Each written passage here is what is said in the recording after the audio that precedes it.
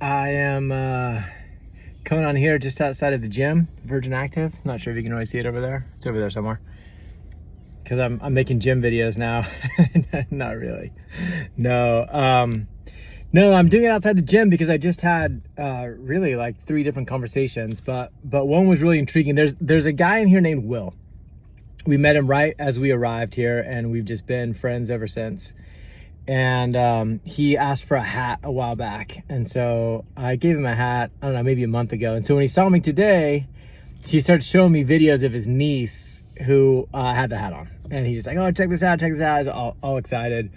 And so then that conversation turns into him sharing that there's a guy that needs a hat. That's basically what he said. He's like, no, there's a guy here that needs a hat. His name's John.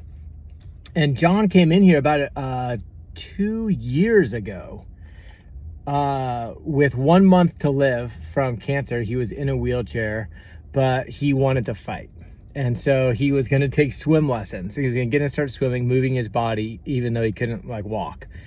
And so he goes and he starts, and right away he's like evangelizing to everyone who's trying to help him.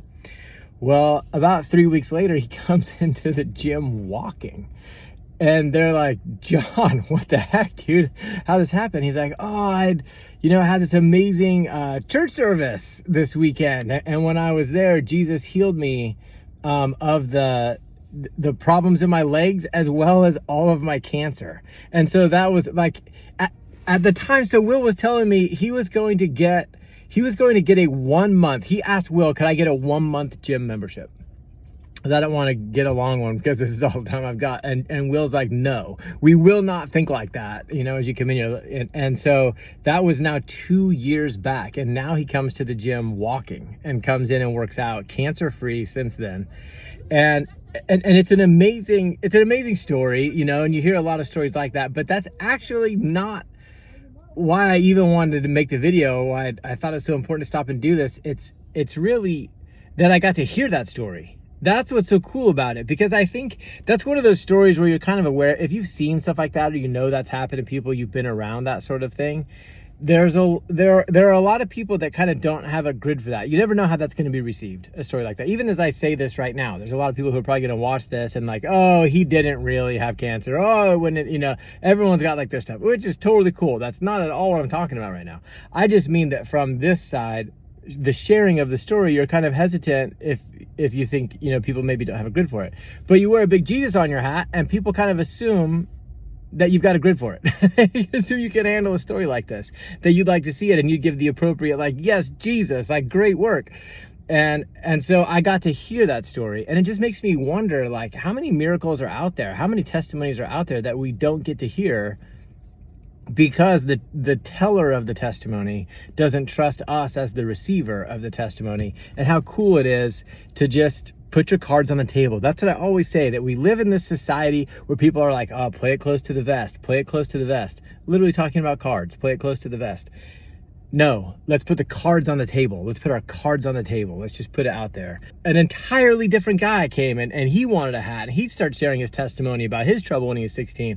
So then we're like in the locker room and I see him there, and we're like saying goodbye. Meanwhile, this kid comes and he walks by and I'm like kind of in his way, and I move out and he's like, oh, excuse me. Whoa, nice hat. Amen. I mean, this is not like an overtly Christian country. That's what I'm trying to say. This is not it's not like, everyone in America was like, ooh, don't wear that hat in South Africa.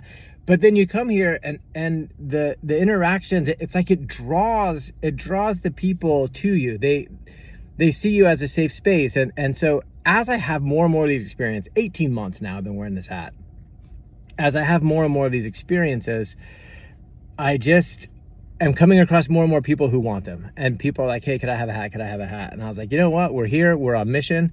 We're about $66,000 short of what we need to be here for the full 24 months that we'd like to be here, which is awesome. I mean, that's not much in that scope of time.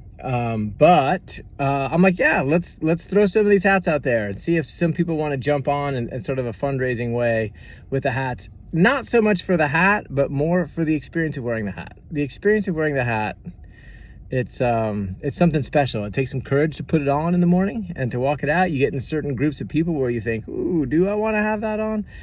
And yeah, you get to make that choice. You get to build that relationship with Jesus, have that walk. It's not, in my experience, there's no pressure to it. It's really just, it's an opportunity for a very unique experience. I just want to let you know, like, as real as I could, like that just happened like seconds ago before I walked out and got in the car. And yeah, it's just an example of the way this is. And so if you do want to get a hat, I made a Facebook group for it, and I got a link where you can buy them in the US. If you're in South Africa, I think I'm going to sell them for like 200 Rand. And I'm just going to, I found a local place that I can order them and get them embroidered, which is always fun to support local. And yeah, so they're just made just right over there, right over the mountain. And if you want one, let me know if you're here in South Africa. If you're in the US, click a link. If you're in South Africa, don't click the link. It might seem easier to do it without talking to me, but I tried it as an experiment. They don't ship well from the US over here. So yeah, so if you're here, reach out to me. If you're in the US, use the link. And I really want to hear about your experiences. I want to hear, whether it's like something to put on here or not. I want to know what your experiences are. So yeah, I'm pumped.